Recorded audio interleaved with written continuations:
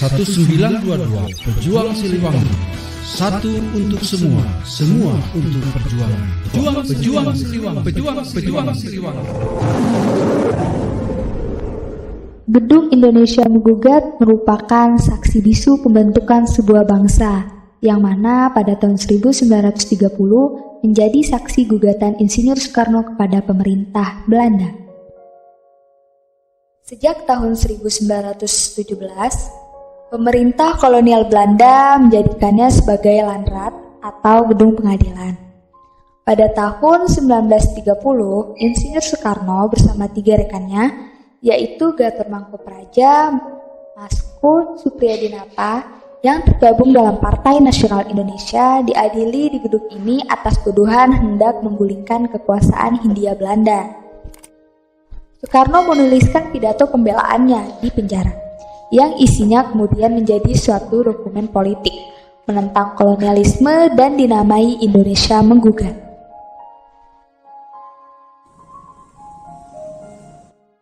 Gedung Indonesia Menggugat sendiri dibangun pada tahun 1906 sebagai tempat tinggal warga Belanda. Gedung ini beralih fungsi menjadi Pengadilan Hindia Belanda pada Desember 1929.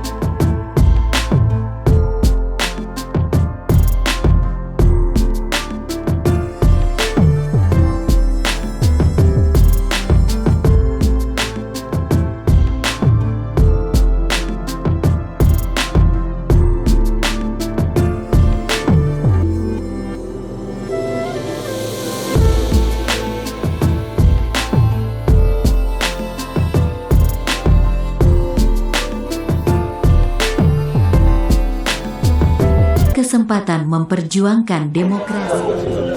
Namun tadi malam jam 1 malam, tiba-tiba Rasta tidak diperbolehkan menggunakan gedung ini.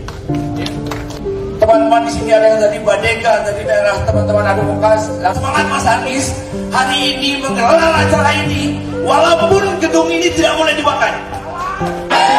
Jika ada yang mengganggu kita, jika ada yang takut dengan kita hari ini, apa katakan kita lawan? Hari ini kita berkumpul kembali di sini, tanggalnya 8 Oktober 2023. Dan kita ingin menggunakan gedung yang sama.